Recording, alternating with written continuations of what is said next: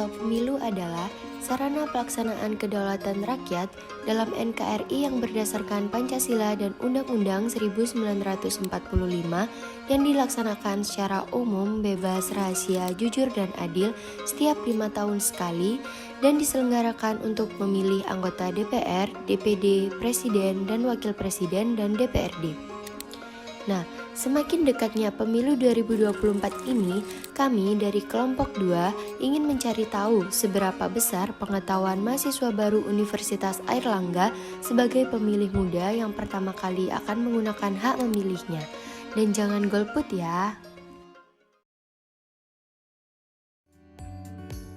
Baik Kak, kalau boleh tahu dengan kakak siapa? Intan. Nama saya Muhammad Rizky Alijaya. Aku Afgan. Halo semua, nama aku Denta. Halo semuanya, aku Mutia. Dari prodi apa, angkatan berapa? Dari Prodi Teknologi Radiologi Pencitraan angkatan 2023. Prodi Ilmu Sejarah angkatan 2023 Mas. Saya dari Teknik Industri angkatan 23. Dari Fakultas Psikologi angkatan 2023. Dari Fakultas Psikologi angkatan 23.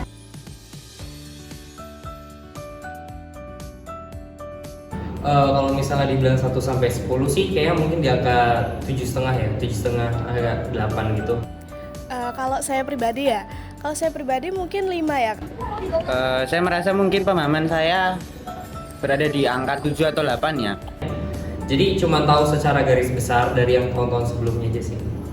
Kayak cuman basic knowledge aja sih. Saya sudah merasa cukup punya gambaran dan pemahaman terkait pemilu di tahun yang akan datang seperti itu.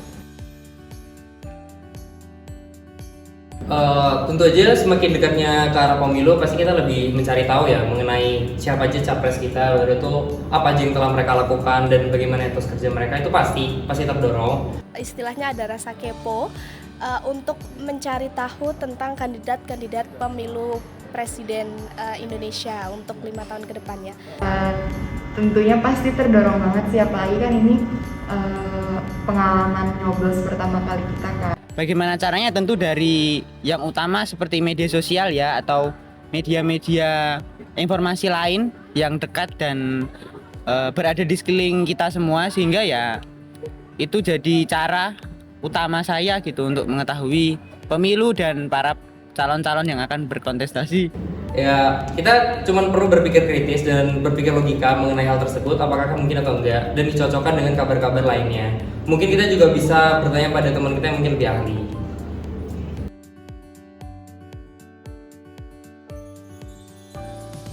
Sebenarnya untuk menjawab pertanyaan ini sih lebih ke arah kondisional, dimana tentang individu itu sendiri.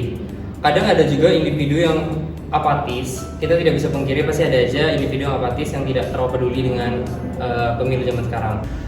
Pasti iya sih, susah bedain mana yang hoax mana yang enggak. Tapi kan biasanya kalau kayak berita tentang capres-capres gitu kan gampang viralnya ya, kayak lebih gampang buat ditelusurin gitu mana yang hoax mana yang enggak.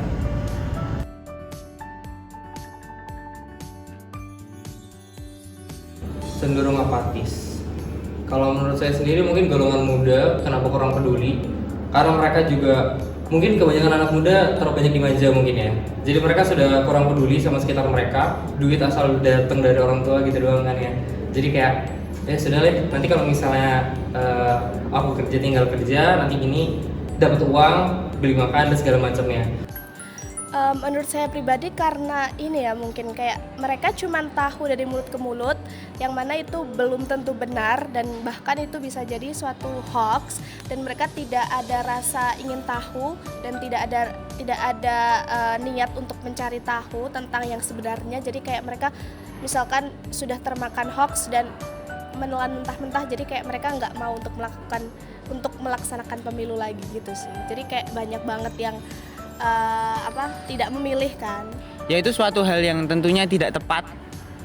Kita sebagai generasi muda dan sebagai suara terbesar ya dalam pemilu yang akan datang ini semestinya harus lebih peduli gitu, sehingga sikap apatis itu harus bersama-sama kita perangi dengan segala bentuk interpretasi apapun itu ya, dan bagaimana cara kita untuk memerangi fenomena keapatisan yang menjangkiti generasi muda ini harus bersama-sama kita atasi Sehingga ya kedepannya generasi muda sekaligus suara pemilu terbesar ini bisa lebih memberikan pengaruh dan hasil yang baik lah untuk pemilu secara khusus dan untuk masa depan bangsa kedepannya. Seperti itu.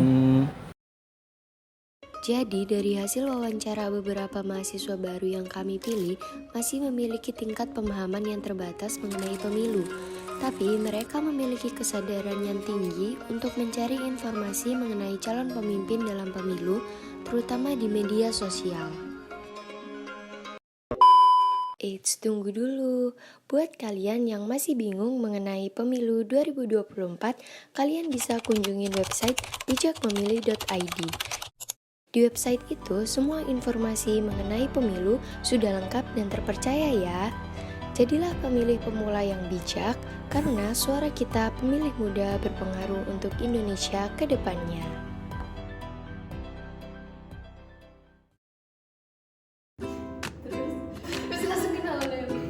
Ya, nggak apa kok. Tentunya kita semua perlu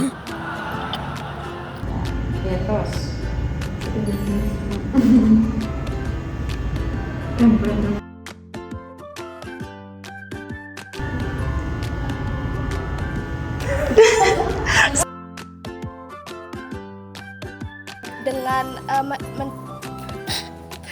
udah dipotong ya. Oke. Udah lagi